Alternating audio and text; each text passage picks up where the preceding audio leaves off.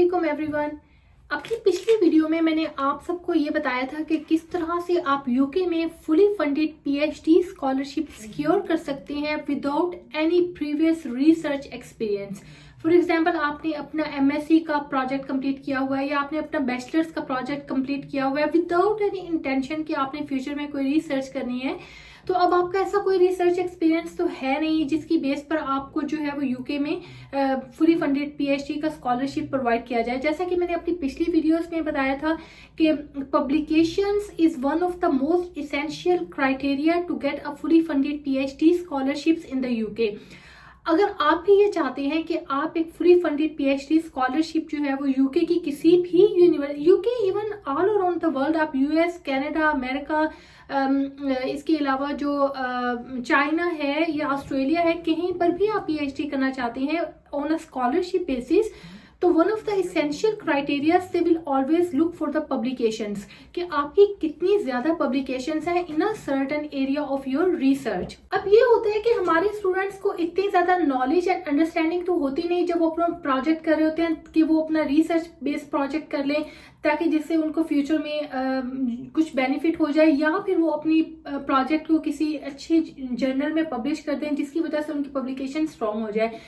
तो अब मैंने अपनी पिछली वीडियो में ये बताया था आपको कि किस तरह से आप जो है वो स्टार्ट ले सकते हैं by establishing a collaboration with one of the lecturers और senior lecturers from the UK universities. आप उनके साथ मिलकर किस तरह से काम कर सकते हैं for a period of 3 to 6 months, और आप उस दौरान अपना काम जो है वो पब्लिश करें अच्छे एक हाई क्वालिटी जर्नल्स के अंदर, ताकि आपके जो पीएचडी का स्कॉलरशिप मिलने के चांसेस हैं वो इंक्रीज हो जाए। लेकिन कुछ स्टूडेंट्स ऐसे भी हैं, they want to take a start quickly. अब उनको ये होता है कि हम लोग इतना इंतजार नहीं कर सकते, can you just tell us some routes, some other routes where we can start as soon as possible. तो मैंने ये वीडियो उन लोगों के लिए बनाई है, those who want to take a quick start in the area of research, ताकि उनको जब वो स्टार्ट ले लें तो फ्यूचर में उनको पीएचडी का स्कॉलरशिप अचीव करने में आसानी हो। If you are new to my channel, then my name is Dr. Shmaila Iram. I'm one of the senior lecturers in the UK University. I'm teaching to both MSc and PhD students in the area of data analytics and artificial intelligence.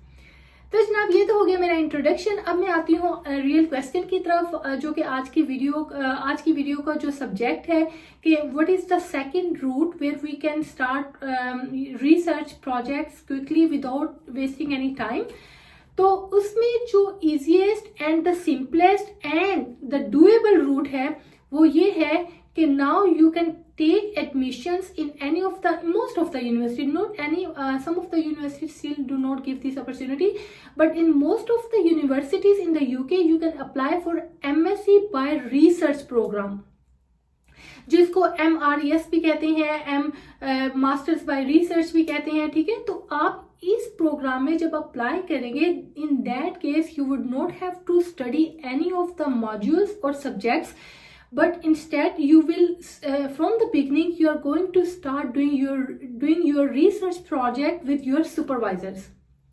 तो इसमें ये एक फायदा हो जाएगा कि आपके पास जो मास्टर्स बाय रिसर्च है, अगेन ये 1 year का प्रोग्राम होता है, like all the programs, masters programs in the UK, जो कि तमाम के तमाम 1 year के होती हैं।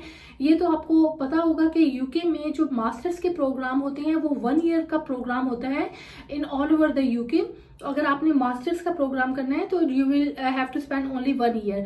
तो अब जो मास्टर्स बाय रिसर्च है इसमें भी आपको 1 year ही जो है वो स्पेंड करना होगा। तो देखें ये कितना एक इजी रूट है। It's like a pre course that you are going to, before going to do PhD you are going to do masters by research, right.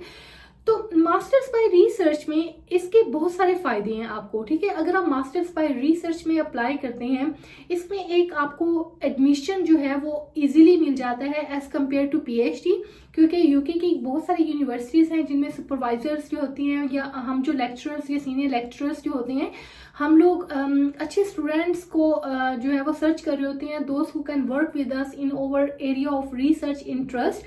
जैसे कि मेरा एरिया ऑफ रिसर्च है data analysis technologies and artificial intelligence. तो मुझे हमेशा ऐसे students को inspire करना अच्छा लगता है, उनको मुझे मोटिवेट करना अच्छा लगता है जो कि रिसर्च में आना चाहे, ताकि हम मिल के अपना एक रिसर्च ग्रुप बना लें और इस रिसर्च ग्रुप में हम मिलके काम करें।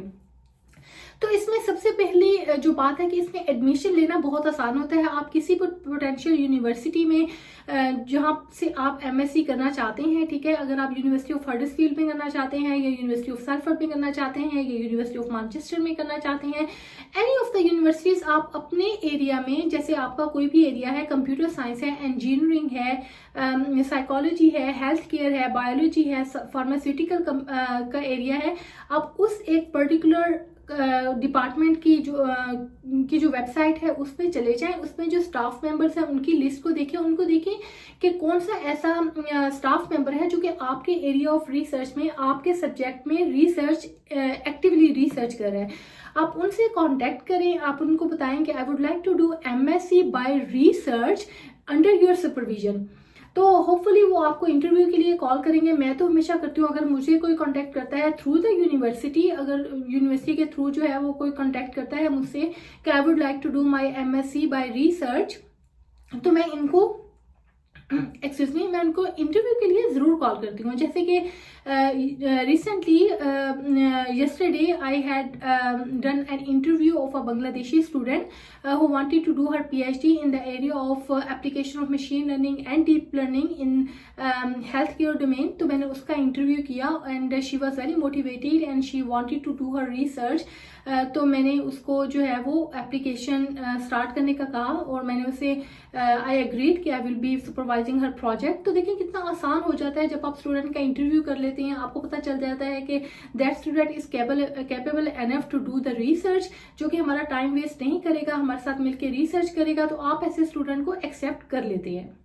जब आपकी एक्सेप्टेंस हो जाए अपने पोटेंशियल सुपरवाइजर के साथ, तो आप जो है वो अपना एप्लीकेशन का प्रोसेस स्टार्ट करें। उसके लिए आपको अपनी एप्लीकेशन सबमिट करना होगी, अपना प्रपोजल साथ में अटैच करके सबमिट करना होगा। फिर वो यूनिवर्सिटी के पास आएगा, यूनिवर्सिटी उसको अप्रूव करेगी विद ओवर परमिशन कि हम लोगों ने उनको ग्रीन सिग्नल दिया हुआ होता है कि I have interviewed that student, so please go ahead and process the application. तो आपकी जो एप्लीकेशन है वो प्रोसेस हो जाती है, ठीक है। उसके बाद आप वीजा के लिए अप्लाई करते हैं, जो कि इसकी अलग से रिक्वायरमेंट है। आप उसके लिए मेरी प्रीवियस वीडियोस का लिंक पे आपको दे दूंगी, तो वो भी आप जरूर देख लीजिएगा कि क्या वीजा का प्रोसेस होता है, कौन कौन से आपको डॉक्यूमेंट्स रिक्वायर्ड होते हैं। तो वो आप फिर वो वीजा का प्रोसेस जो है वो कंप्लीट करते हैं और आप मेरे पास यूके में या किसी भी सुपरवाइजर के पास यूके में आप आ जाते हैं। जैसे कि रिसेंटली मेरा एक एमएससी बाय रिसर्च का स्टूडेंट पाकिस्तान से आया है और परसों मेरी उसके साथ फर्स्ट मीटिंग हुई है, ठीक है। मैं अभी फेस टू फेस उससे नहीं मिली क्योंकि वो यहाँ पर अपनी वाइफ के साथ आया है। जैसा कि आपको बताया कि जो मास्टर्स बाय रिसर्च है ना, उसमें आप अपने डिपेंडेंट्स को भी अपने साथ लेके आ सकते हैं। तो वो जो मेरा स्टूडेंट है एमएससी का, वो पाकिस्तान से आया है और विद फैमिली आया है। तो उसने यहाँ पर अपनी अकोमोडेशन को सॉर्ट आउट करा है। तो we have scheduled a meeting for next week, जिसमें मैं उस स्टूडेंट से मिलूंगी और हम लोग एक रिसर्च प्लान अपना जो है वो स्केड्यूल कर लेंगे। उसको हम लोग जो है वो अरेंज कर लेंगे कि किस तरह से हमने अपनी रिसर्च को लेकर चलना है। तो इस तरह से आपका जो है वो एडमिशन किसी भी अच्छी यूनिवर्सिटी में पॉसिबिलिटी है कि आराम से हो जाएगा।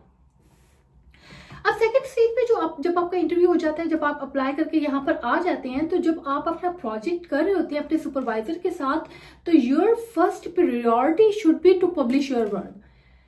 क्योंकि आपकी जो रियल अटेंशन ये है कि मैं इस एमएससी बाय रिसर्च प्रोग्राम के थ्रू मैंने पीएचडी का फुली फंडेड स्कॉलरशिप जो है वो मैंने सिक्योर करना है, ठीक है। और अब आपका रिसर्च एक्सपीरियंस तो है नहीं, तो अब आपने क्या करना है कि take this 1 year as a big opportunity for your self to publish as much as you can in high quality journals, ठीक है। जर्नल्स जो होती हैं उनमें आप जो है वो हाई क्वालिटी का रिसर्च वर्क जो है विद आउटपुट आप पब्लिश कर सकती हैं। तो अगर आपका पेपर जो है वो बहुत अच्छा लिखा हुआ है तो chances are that will be published with the help of your supervisor in high quality journals.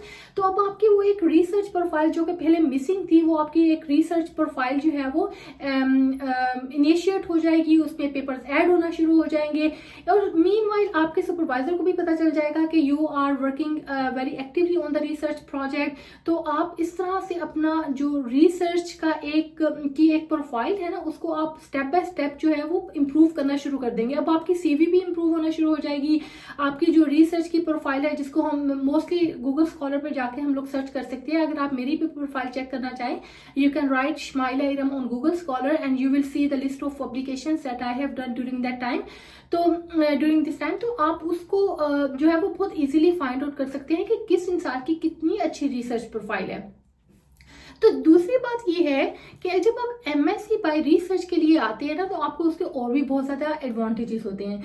जैसा कि being a student, as you may be aware of, that you can work you can work 20 hours per week as you are student। तो बहुत सारे students ऐसे होते हैं जो MSc bye research के लिए आते हैं, ठीक है। अब रिसर्च में ये है कि आप रिसर्च किसी भी टाइम कर सकते हैं। आपको जरूरी नहीं है कि you have to be in the class in a specific time. अगर आप अपने सुपरवाइजर के साथ टाइम अरेंज कर लें कि this time I would like to do some part time work, और मैं मतलब इवन यूनिवर्सिटी के अंदर भी मैं एक्स्ट्रा लेक्चर्स दे सकता हूँ। लेक्चर्स तो खैर आप नहीं दे सकते स्टेज पे, लेकिन आप ट्यूटोरियल्स करवा सकते हैं। वो जो प्रैक्टिकल की क्लास होती है ना, आप वो करवा सकते हैं। या आप लाइब्रेरी में, अभी रिसेंटली एक स्टूडेंट जो बांग्लादेश से आर्टिफिशियल इंटेलिजेंस में इनरोल होकर यहाँ पे हमारे पास पढ़ भी रहा है, तो मैं रिसेंटली मैं यूनिवर्सिटी चली गई जल्दी, तो उसने मेरे लिए गेट ओपन किया। It was like 6:30 in the morning. तो उसने मेरे लिए गेट ओपन किया कि ताकि I can go to the inside the library where we have a 24/7 access of a unit. तो मैंने फिर उसके साथ जब बातचीत की तो मुझे पता चला कि वो बांग्लादेश से MSc आर्टिफिशियल इंटेलिजेंस का स्टूडेंट है। MSc करने के लिए आया हुआ, और साथ साथ उसको यूनिवर्सिटी की जो लाइब्रेरी है उसमें पार्ट टाइम जॉब भी मिल गई। तो he was very happy and contented कि मतलब मुझे यहाँ पर जॉब मिल गई है। तो ये मेरे बताने का मकसद आपको ये है कि you can work at the part time in those 20 hours. आप जो है उसको यूटिलाइज कर सकते हैं, आप कहीं पे काम कर सकते हैं, आप अपने आप को फाइनेंशियली सपोर्ट कर सकते हैं। तो there are opportunities, you just have to explore them. तो इस तरह से आप अपने जो टाइम को ड्यूरिंग दैट 1 ईयर, आप उस टाइम को कितने अच्छे तरीके से यूटिलाइज कर सकते हैं, ना सिर्फ आप अपने रिसर्च प्रोफाइल को स्ट्रॉन्ग करके, बल्कि अपने आप को फाइनेंशियली सपोर्ट करके भी। तो ये इसका सेकंड बेनिफिट हो गया। थर्ड बेनिफिट इसके अलावा जो है वो आपको जब आप रिसर्च कर लेते हैं ना, तो आपको जब आपको मास्टर्स कंप्लीट हो जाता है तो you can apply for a post study work permit, जो कि 2 इयर्स का वीज़ा होता है, जो आपको विदाउट एनी जो है वो कंडीशन आपको प्रोवाइड कर दिया जाता है। अगर आपकी MSc कंप्लीट हो गई है ना UK में, तो आपको वो वीज़ा आप अप्लाई करें तो वो आपको वीज़ा मिल जाएगा, अगर आपके पास जॉब नहीं भी है।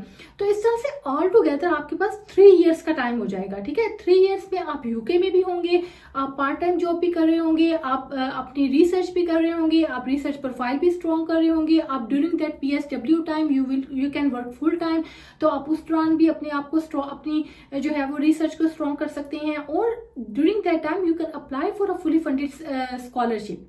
किसी भी यूनिवर्सिटी में, उसी यूनिवर्सिटी में भी अप्लाई कर सकते हैं और किसी और यूनिवर्सिटी में भी अप्लाई कर सकते हैं। अब इसका जो फोर्थ बेनिफिट है ना, वो ये है कि जब आप अपनी MSc कंप्लीट कर लेते हैं UK बाय रिसर्च की मैं बात कर रही हूँ, UK की किसी भी यूनिवर्सिटी में, then you have more opportunities as compare to the other international students जो कि पाकिस्तान, इंडिया या बांग्लादेश से डायरेक्टली हमारी यूनिवर्सिटी में आ रहे हैं, ठीक है। अब आपके पास ज़्यादा अपॉर्चुनिटीज़ हैं, जैसा कि हमारी जो यूनिवर्सिटी है, जो यूनिवर्सिटी ऑफ हडर्सफील्ड है, उसमें हम लोग 2 डिफरेंट किस्म के प्रोग्राम्स हैं for a PhD funding for international students. एक वो जिसमें आप फी वेवर प्रोवाइड करते हैं, फी वेवर। इसमें फी वेवर में क्या होता है कि इसको कहते हैं स्कूल फी वेवर प्रोग्राम, जिसमें आप पाकिस्तान से बैठ के भी अप्लाई कर सकते हैं। You don't have to be in the UK, और आप उस प्रोग्राम में किसी भी फुली फंडेड PhD स्कॉलरशिप के लिए अप्लाई कर सकते हैं। और जो दूसरा प्रोग्राम है ना, वो भी इंटरनेशनल स्टूडेंट्स के लिए, जिसको हम कहते हैं the vice chancellor program for PhD fully funded scholarship.